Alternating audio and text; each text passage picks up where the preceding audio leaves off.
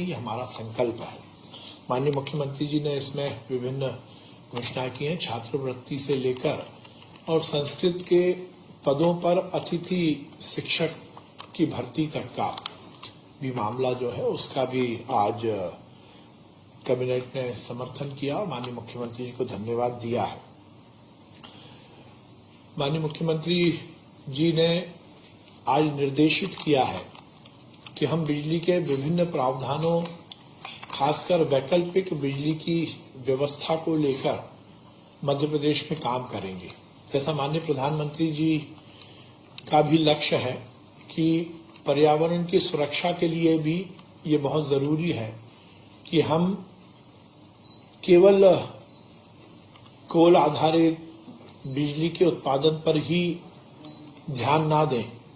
प्रकृति द्वारा प्रदत्त हमें वो साधन जिनसे हम बिजली का उत्पादन कर सकते हैं, जिसमें सबसे महत्वपूर्ण है सौर ऊर्जा, उसको लेकर हम विशेष रूप से काम करें। माननीय मुख्यमंत्री जी ने हमारे दोनों मंत्रियों और पीएस ऊर्जा की एक कमेटी बनाई है जो हमारे काम हो रहे हैं बिजली को लेकर उन पर तो समीक्षा करेंगे ही, पर उसके साथ साथ हम नवीन और कौन कौन सी ऊर्जा के स्रोतों को मध्य प्रदेश में लागू कर सकते हैं, इस पर काम करेंगे। हमारे ऊर्जा मंत्री और नवीकरणीय ऊर्जा मंत्री और हमारे पीएस एनर्जी, ये तीनों लोग मिलकर इस पर विचार करेंगे।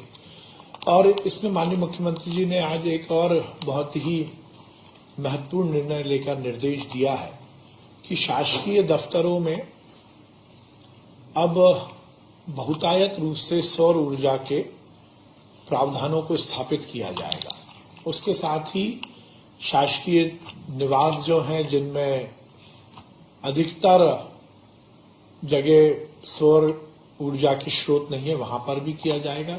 शासकीय बंगलों पर, मंत्रियों के बंगलों पर भी सौर ऊर्जा के प्रावधानों को स्थापित करने का निर्देश माननीय मुख्यमंत्री जी ने दिया है। माननीय मुख्यमंत्री जी ने विगत दिनों एक बड़ा निर्णय लिया था। कोरोना काल में जो बिजली के बिलों की माफी हुई थी, उसके बाद कोरोना समाप्ति के बाद उसकी वसूली शुरू हुई थी और विगत दिनों माननीय मुख्यमंत्री जी ने ये निर्देश दिया था कि उन संपूर्ण कोरोना काल के बिलों को माफ किया जाए। तो उसमें लगभग 88 लाख उपभोक्ताओं को लाभान्वित करके लगभग 5,334 करोड़ रुपए की राहत मध्य प्रदेश की जनता को दी गई है। इससे लगभग 88 लाख परिवार लाभान्वित हुए हैं। उसका अनुसमर्थन आज, उसका निर्णय आज कैबिनेट में हुआ है। निश्चित रूप से मध्य प्रदेश की जनता के लिए भारतीय जनता पार्टी की सरकार की बड़ी सौगात है। माननीय गृह मंत्री जी मध्य प्रदेश आए थे और माननीय मुख्यमंत्री जी ने उस समय एक प्रस्ताव रखा था जिस पर निर्णय लिया गया था कि जो वन ग्राम है वो अब राजस्व ग्राम में तब्दील होंगे। लगभग 925 वन ग्राम में से लगभग 827 वन ग्रामों को अब राजस्व ग्रामों में परिवर्तित किया गया है। आज इसका निर्णय भी कैबिनेट में पास हुआ है और ये भी सुनिश्चित किया गया है, क्योंकि वन ग्राम को राजस्व ग्राम में तब्दील करने का ये निर्णय उस संपूर्ण ग्राम की हर स्थिति के उन्नयन का निर्णय है, चाहे हम आर्थिक पक्ष देखें, चाहे हम सामाजिक पक्ष देखें। तो ये बात नीचे से आई थी कि वन ग्रामों में उत्साह का माहौल, उत्सव का माहौल है।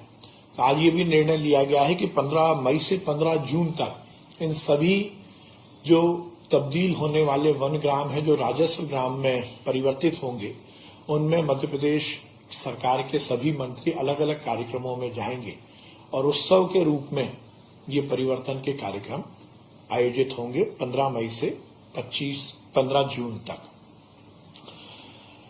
एक, जैसा मैंने बताया कि अन्य स्रोत बिजली के, इस पर हम अलग ढंग से काम कर रहे हैं। केंद्र की सरकार भी इस पर बहुत तेजी से काम कर रही है। सौर ऊर्जा को लेकर पूरे देश में बड़े स्तर पर काम हो रहा है। तो 1250 मेगावाट क्षमता के सौर संयंत्र मध्य प्रदेश में स्थापित करने का निर्णय आज कैबिनेट ने लिया है। हमारा कमिटमेंट है हर खेत तक पानी पहुंचाने का, और इसमें भारतीय जनता पार्टी की सरकार ने, शिवराज सिंह चौहान जी की सरकार ने अभूतपूर्व काम किया है। कृषि के क्षेत्र में यदि सिंचाई की व्यवस्था सुनिश्चित हो जाए तो निश्चित रूप से कृषि को हम फायदे का धंधा बना सकते हैं, और इसीलिए आज 3 सिंचाई परियोजना की स्वीकृति कैबिनेट ने की है। सोनपुर मध्यम सिंचाई परियोजना जो कि सोनार नदी पर बनाई जाएगी, जिससे लगभग 7,000 हेक्टेयर भूमि की सिंचाई होगी, और इसमें लगभग 127 करोड़ रुपए खर्च होंगे, जिसकी स्वीकृति कैबिनेट ने आज दी है। इसी तरह भाम राजगढ़ जो कि खंडवा जिले की पंधाना तहसील में भाम नदी पर बनाई जाएगी, इसमें लगभग 6,100 हेक्टेयर भूमि सिंचाई उसमें हो सकेगी, और इसकी लागत लगभग 228.11 करोड़ रुपए है। इसकी स्वीकृति भी आज कैबिनेट ने दी है। तीसरी हमारी सिंचाई की योजना सागर जिले की सूरजपुरा मध्यम सिंचाई परियोजना है, जो कि देहार नदी पर बनाई जाएगी, जिसमें 4,205 हेक्टेयर भूमि इसमें सिंचाई होगी, और ये लगभग 70.6 करोड़ रुपए की है। इन तीनों परियोजना की स्वीकृति आज कैबिनेट ने की है। ये निश्चित रूप से किसानों के लिए और खेती के उन्नयन के लिए हमारा एक बड़ा निर्णय है।